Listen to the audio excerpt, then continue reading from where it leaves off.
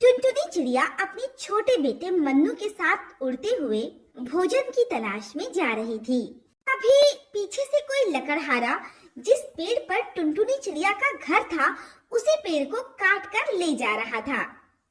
और उस जालिम ने ये भी नहीं देखा कि पेड़ पर किसी चिड़िया का घर था। दोनों माँ बेटे भोजन खाने के बाद अपने घर की तरफ वापस आते हैं, तो टुनटुनी चिड़िया देखती है कि उसका घर तो टूटा हुआ पड़ा था और वो पेड़ वहां से गायब था जिस पर उसका घर था। ये देखकर टुनटुनी चिड़िया रोते हुए कहती है, हे ऊपर वाले, ये सब किस जालिम ने किया है? ऊपर से बारिश का मौसम शुरू होने वाला है, मैं इतनी जल्दी अपना घर कैसे बना पाऊंगी?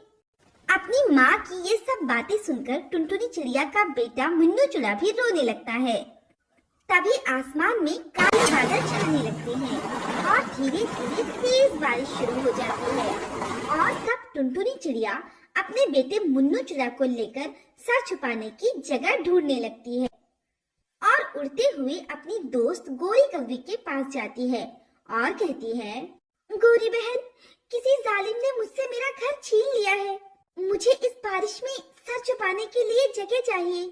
क्या मैं इस बारिश में अपने बेटे के साथ बारिश रुकने तक आपके घर रह सकती हूँ? बारिश रुकते ही मैं अपने लिए कोई घर बना लूंगी। अरे अरे, मैं तुम्हें अपने घर में क्यों रहने दूं? आखिर मेरे भी तो छोटे छोटे बच्चे हैं, मैं उन्हें अपने घर से निकाल दूं क्या? मैं तुम्हारी कोई मदद नहीं कर सकती, मैं तुम्हें कोई जगह नहीं दे सकती। अपनी दोस्त से इस तरह की बातें सुनकर टुनटुनी चिड़िया को बहुत बुरा लगता है और वो शांत होकर उसी बारिश में उड़ते उड़ते अपने बेटे के साथ रानू चिड़िया के घर जाती है और कहती है, रानू बहन, इस बारिश से मेरा और मेरे बेटे का बहुत बुरा हाल है।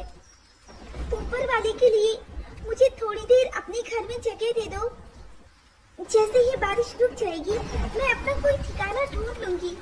रानू चिड़िया को टुनटुनी चिड़िया और उसके बेटे की भीगी हुई हालत देखकर उन पर दया आ जाती है और वो उन दोनों को अपने घर के अंदर आने देती है और फिर आग जलाकर उन्हें खुद को गर्म करने के लिए कहती है।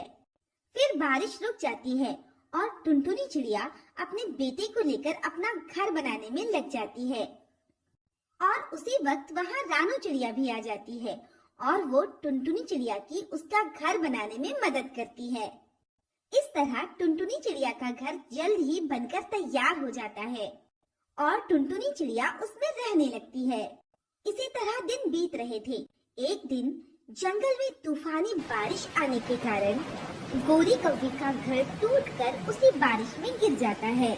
गोरी कौवी अपने बच्चों के साथ एक पेड़ पर बैठी थी और मदद के लिए पुकार रही थी।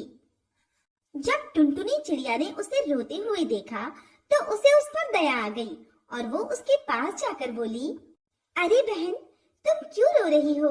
हम तो दोस्त है ना, तुम अपने बच्चों को लेकर मेरे घर आ जाओ। जब बाढ़ का पानी सूख जाए तो तुम अपने लिए कोई घर बना लेना, तब तक तुम मेरे घर रह सकती हो। टुनटुनी चिड़िया की ये बात सुनकर गोरी कौवी की आंखों में आंसू आ जाते हैं और वो टुनटुनी चिड़िया से माफी मांगने लगती है और फिर टुनटुनी चिड़िया के घर रहने लगती है और बाढ़ का पानी सूखने पर वो अपना घर बनाकर टुनी चिड़िया को धन्यवाद देकर वहाँ से चली जाती है। प्लीज सब्सक्राइब माई चैनल ऐसी और दिलचस्प कहानी देखने और सुनने के लिए।